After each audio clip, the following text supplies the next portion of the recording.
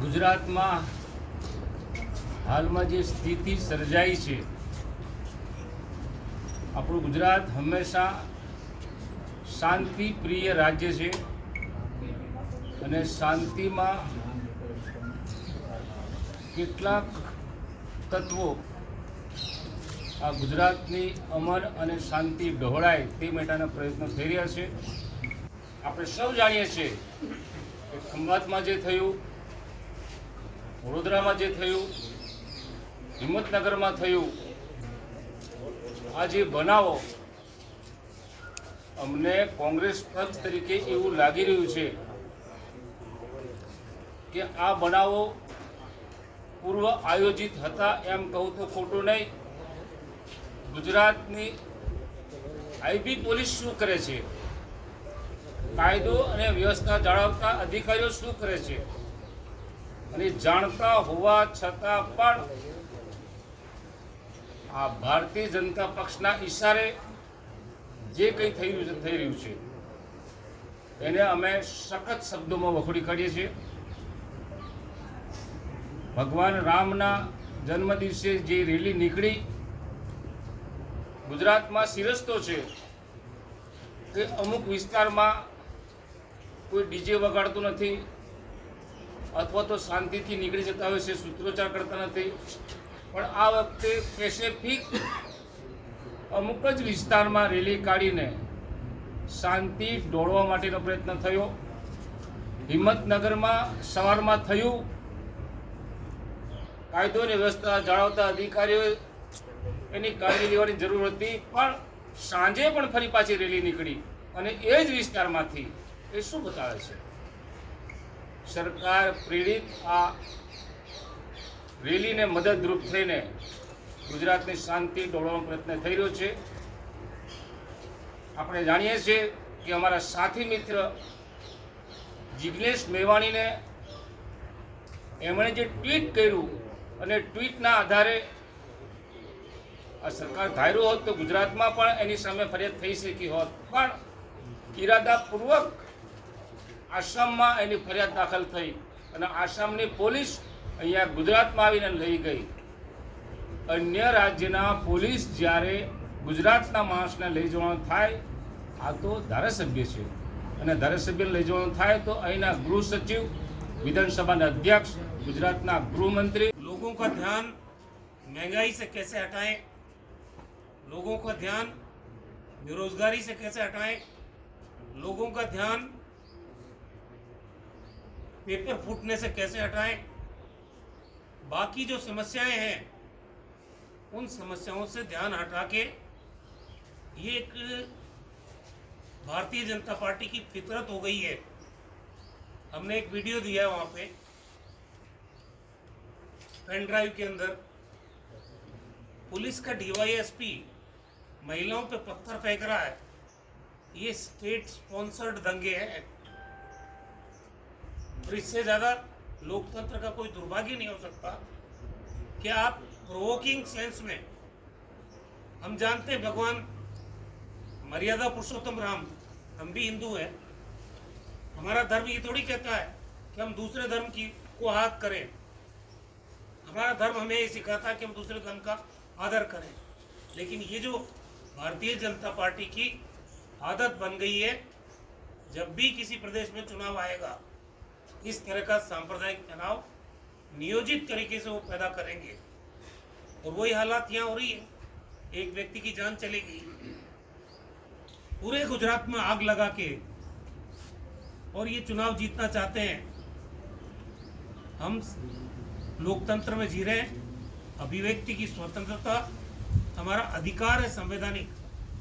हमारे एक विधायक साथी जो दलित समुदाय से आते हैं, जिग्नेश मेवाणी जी, उन्होंने एक ही तो ट्वीट किया कि अगर आप यहाँ आए हो तो जिन लोगों के नुकसान हुआ है उनसे मिल लो, भाईचारे का पैगाम दे दो.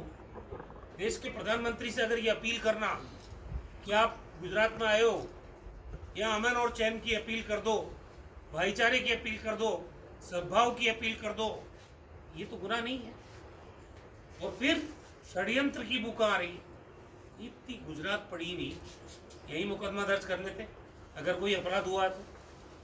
ये नियोजित तरीके से आसाम में जाके एफआईआर दर्ज कराना, जहां बीजेपी की सरकार है, और आधी रात को किसी विधायक को सर्किट हाउस से उठाना, कायदा तो ये कहता है विधानसभा के अध्यक्ष को सूचना देनी चाहिए, विधानसभा के सचिव को सूचना देनी चाहिए, और उसके बाद में कोई कार्रवाई हो। लेकिन तमाशा है, पूरा गुजरात समझ रहा है कि जिग्नेश मेवाणी जी को उनकी पुलिस क्यों ले गई। ट्वीट वो यहाँ कर रहे हैं, गुजरात में उस ट्वीट से कोई आहत नहीं है, और आसाम में आहत हो रहे हैं।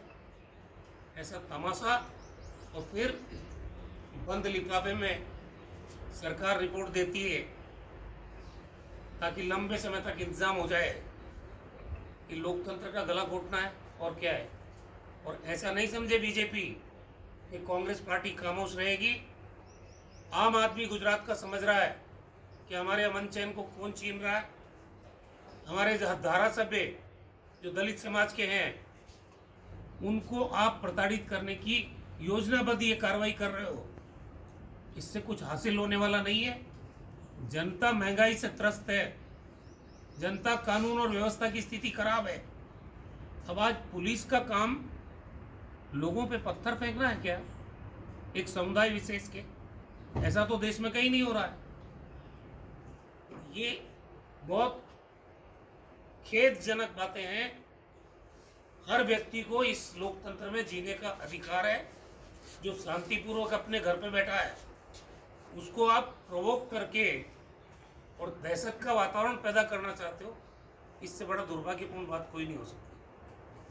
Thank you. रघु शर्मा जी, नरेश पटेल दिल्ली गए हैं, कांग्रेस के हाईकमान से मिलने वाले, बड़े नेता से मिलने वाले, कब तक शामिल होने की संभावना है? देखिए, नरेश पटेल साहब उसमें ऐड करना परेश धनानी के साथ साथ क्या नरेश पटेल भी गए हैं, उसमें ऐड करना। मैं समझा नहीं। सर, नरेश पटेल आज दिल्ली गए हैं सोनिया जी से 4 बजे। परेश धानानी का क्या हुआ? परेश धनानी भी गए हैं। हाँ, तो यार हमारे पार्टी के कोई नेता अगर दिल्ली जाते हैं, जैसे परेश धानानी जी के लिए आपने बोला, तो जा ही सकते हैं, मिल सकते हैं सबसे। था सवाल नरेश पटेल जी का, वो बहुत ही सामाजिक और सम्मानित नेता हैं गुजरात के। अगर वो कांग्रेस नेतृत्व से मिलने दिल्ली गए हैं, ये तो खुशी की बात है। मैंने तो शुरू से कहा है कि कांग्रेस पार्टी में ऐसे लोगों का स्वागत है और उनके आने से पार्टी को ताकत मिलेगी। ये हमारे पार्टी की सबकी विचार है। जितने भी हमारे नेता हैं, सब वेलकम कर रहे हैं। वो आए तो स्वागत है उनका। सर, हार्दिक पटेल आपसे नाराज है? मेरे से नहीं सर, हार्दिक पटेल और ललित बसोया दो आपके ऐसे नेता हैं जिन्होंने भाजपा की तारीफ की है। आप क्या मानते हैं उसके बारे में? देखिए, इसका जवाब तो वही दे सकते हैं। अगर मैंने तारीफ की है तो मैं ही जवाब दूंगा। આજરોજ ગુજરાત રાજ્યના મહામહિમ રાજ્યપાલ સાહેબ સમક્ષ અમે બે બાબતોને લઈને આવેદનપત્ર આપવા માટે અને અમારી રજૂઆત કરવા માટે અમે ઉપસ્થિત થયા હતા। પહેલો મુદ્દો જે ગુજરાતની અંદર છેલ્લા કેટલાક દિવસથી અશાંતિ ફેલાવી છે એ, અને બીજા અમારા દલિત ધારાસભ્ય જિગ્નેશ મેવાણી સાહેબને જે રીતે એમની ધરપકડ કરવામાં આવી છે એ બાબતે અમારો વિરોધ વ્યક્ત કરવા માટે અમે મહામહિમ રાજ્યપાલશ્રીને મળ્યા હતા। જે રામનવમીના દિવસે જે ઘટનાઓ બની એ બહુ જ દુઃખદ ઘટનાઓ છે। ગુજરાતની અંદર ગુજરાતની 6.5 કરોડ જનતા, હિન્દુ મુસ્લિમ તમામ લોકો ભેગા મળીને હંમેશા દરેક તહેવાર રથયાત્રા હોય એને ઉજવતા હોય છે। ગુજરાતનો મુસ્લિમ સમાજ હિન્દુ સમાજને પોતાનો મોટા ભાઈ સમાન માને છે, અને અમે જાણીએ છીએ કે અમે એકબીજાના સાથ સહકાર વગર અમે પ્રગતિ કરી શકીએ નહીં। પરંતુ રાજકીય કારણોસર જે રીતના રામનવમીના દિવસે તોફાનો થયા, ખંભાતમાં થયા, જે વડોદરામાં થયા, અને એની સાથે સાથે જે છે આપણે કે ખાસ હિંમતનગરમાં જે તોફાનો થયા, એ બાબતની એક બહુ જ ગંભીર પેન ડ્રાઈવ પણ અમે સીસીટીવી ફૂટેજની આજે રાજ્યપાલ સમક્ષ અમે આપી છે। એ ફૂટેજની અંદર સાફ દેખાઈ રહ્યું છે કે ઉચ્ચ અધિકારીની હાજરીમાં તમામ લોકો સામેલ થઈ અને પોતે પબ્લિકની ઉપર પ્રત્યેક સમુદાય વિશેષ પર પથ્થરમારો કરી રહ્યા છે। એને સાફ વિઝ્યુઅલ છે। એ પણ પેનડ્રાઈવ અમે એમને આપી છે. આ બાબતે અમે મુખ્યમંત્રીશ્રીને પણ રજૂઆત કરી હતી પહેલા. આ બાબતે અમે ગુજરાત નામદાર હાઈકોર્ટમાં પણ અમે આ બાબતે રજૂઆત કરી છે અને આજે રાજ્યપાલ સમક્ષ પણ અમે રજૂઆત કરવાનું કારણ એક જ છે કે આ ચૂંટણીઓને ધ્યાનમાં રાખીને ધ્રુવીકરણની રાજનીતિ કરવા માટે ગુજરાતને આજે આગમાં હોમવાનું કામ થઈ રહ્યું છે. અમે એવી અમારી સ્પષ્ટ માંગણી છે કે ષડયંત્રકારી ગમે તે હોય એમની ધરપકડ થવી જોઈએ. ગુનેગારોને વીણીને એમને કડકમાં કડક સજા થવી જોઈએ, એમને કડકમાં કડક ધરપકડ થવી જોઈએ. પરંતુ નિર્દોષ લોકોની અંદર ધરપકડ ના થાય. ષડયંત્રકારોને પકડો. જે રીતના ભડકાઉ ભાષણો થઈ રહ્યા છે, આપણે વેબસાઇટ પર જોઈએ છીએ કે જે રીતના ભડકાઉ ભાષણોની જે સિરીઝ ચાલી છે, અમે સરકારની પાસે માંગણી કરી છે કે સરકાર સામેથી આવા લોકોની સામે ગુનો દાખલ કરે, નિર્દોષોની ધરપકડ ના કરે અને તમામ જેને કહેવાય કે સાયબર ક્રાઇમના જે ગુના છે એ આ ભડકાઉ ભાષણ આપનારા લોકોની સામે એમના થાય. કેમ કે જે એક પ્રમાણે એક પદ્ધતિ ચાલી છે કે નીકળે હિન્દુ સમાજ બહુ શાંતિમાં માનનારો, હું તો અહીંયા સુધી કહું છું કે મુસ્લિમ કરતાં પણ હિન્દુ સમાજ વધારે બિનસાંપ્રદાયિક છે. એ કદી પણ આવી વસ્તુની ઘટનાઓમાં સામે થવાનો પ્રયાસ કરે નહીં. પરંતુ કેટલાક લોકો જે હિન્દુ સમાજનો ઇજારો પોતાની જાતને ગણે છે એ નિર્દોષ હિન્દુ અને મુસ્લિમ ભોગ બને એ માટેના અમુક લોકોને આગળ ધરીને તોફાન કરવાનો પ્રયત્નો આ ભારતીય જનતા પાર્ટીના લોકો કરે છે અને આગામી 2022ની ચૂંટણીને લક્ષ્યમાં રાખીને કરી રહ્યા છે. એટલે અમે મહામાન્ય રાજ્યપાલને કીધું છે કે ગુજરાતની અંદર બંને સમાજની અંદર આ ગાંધીજી અને સરદારનું ગુજરાત છે. હિન્દુ મુસ્લિમ બધા પ્રેમથી શાંતિ. हाँ, तो यार हमारी पार्टी के कोई नेता अगर दिल्ली जाते हैं, जैसे परेश दानानी जी के लिए आपने बोला, तो जा ही सकते हैं, मिल सकते हैं सबसे. रहा सवाल नरेश पटेल जी का, वो बहुत ही सामाजिक और सम्मानित नेता हैं गुजरात के. अगर वो कांग्रेस नेतृत्व से मिलने दिल्ली गए हैं, ये तो खुशी की बात है. मैंने तो शुरू से कहा है कि कांग्रेस पार्टी में ऐसे लोगों का स्वागत है और उनके आने से पार्टी को ताकत मिलेगी. ये हमारी पार्टी की सबकी विचार है. जितने भी हमारे नेता हैं सब वेलकम कर रहे हैं. वो आए तो स्वागत है उनका. सर हार्दिक पटेल आपसे नाराज है. मेरे से नहीं, सर हार्दिक पटेल और ललित वसोया दो आपके ऐसे नेता हैं जिन्होंने भाजपा की तारीफ की है. आप क्या मानते हैं उसके बारे में? देखिए, इसका जवाब तो वो ही दे सकते हैं. अगर मैंने तारीफ की है तो मैं ही जवाब दूंगा कि वो किस संदर्भ में उन्होंने ये बात कही है. मुझे वो मिलेंगे, मैं उनसे भी पूछूंगा. लेकिन संदर्भ जो है कि उन्होंने ये किस परिप्रेक्ष्य में बात कही है, वो बात तो जो बोलने वाला वही बता सकता. पॉलिटिकल पॉलिसीज जो है आपकी पार्टी जो पॉलिसीज है उसके बारे में उन्होंने अप्रिशिएट किया है बीजेपी. मेरी जानकारी में नहीं है. जब वो मिलेंगे तो पता करूंगा और वो किस संदर्भ में उन्होंने बोला वो पता. हार्दिक के बारे में बात है शर्मा जी, तो क्या उस मामले को कहीं न कहीं समझाने या उसको शांत करने का कुछ प्रयास हो रहा है? क्या हो रहा है? नहीं, मेरे तो कुछ समझ में नहीं आ रही. आपका सवाल मुझे समझ में नहीं आ रहा. नाराजगी उन्होंने स्पष्ट कर दिया ना कि इसको नाराजगी प्रदेश के हमारी नेताओं पार्टी से- के अंदर का मामला है. हमारे परिवार में कल मैं सुखराम भाई से नाराज हो जाऊं या हमारे जो उपनेता हैं शैलेश भाई वो मुझसे नाराज हो जाए, ये तो परिवार में होता रहता है. वो तो समाधान हम ही. ગુજરાતના મુખ્યમંત્રીને એની જાણ કરવાની હોય છે. એ થયું કે થયું નહીં ખબર, પણ જે રીતના જે એની અમલવારી થઈ છે એ પણ અમને શંકા પ્રેરે છે. એટલા માટે કે સરકાર જાણતી હશે તેમ છતાં અજાણતા કરવાનો ડોળ કર્યો છે.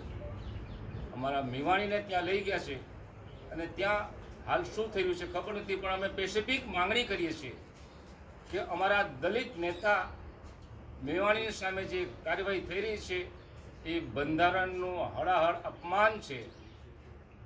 ભારતમાં અને ગુજરાતમાં બંધારણ પ્રમાણે સરકાર ચાલતી નથી એમ સ્પષ્ટ મનાઈ રહ્યું છે. અમે માંગણી કરીએ છીએ વિરોધ પક્ષના નેતા તરીકે કે ગુજરાત વિધાનસભાનું સેશન ટૂંકમાં 2 દિવસમાં બોલાવીને આ બાબતની ચર્ચા થવી જોઈએ અને ચર્ચા કરીને એનું સત્ય બહાર લાવવું જોઈએ. અમે ચોક્કસ સરકારને કહેવાના છે કે અધ્યક્ષને પણ ખબર ના હોય, અધ્યક્ષના સચિવને ખબર ના હોય, અમને ખબર ના હોય, ત્યારે ગુજરાતમાં કાયદો અને વ્યવસ્થા પડી ભાંગી છે અને આવનારા દિવસોમાં પણ જે ચૂંટણી આવી રહી છે ચૂંટણીમાં આવો શાંતિનો માહોલ જ્યાં હોય ત્યાં બગાડવાના પ્રયત્નો થવાના અને એને રોકવા માટે સરકાર આગોતરું આયોજન કરી. એ બાબતે અમે મહામહિમ રાજ્યપાલને આજે મળ્યા હતા. અમારા મુસ્લિમ નેતાઓ પણ વાત કરી છે, અમારે શૈલેષભાઈ પણ વાત કરી છે, મેં પોતે પણ વાત કરી છે, અમારા ભરતસિંહ સોલંકીએ પણ વાત કરી છે, અને એ વાત અમે અપેક્ષા રાખીએ કે મહામહિમ સરકારને આ બાબતમાં નિર્દિષ્ટ કરે.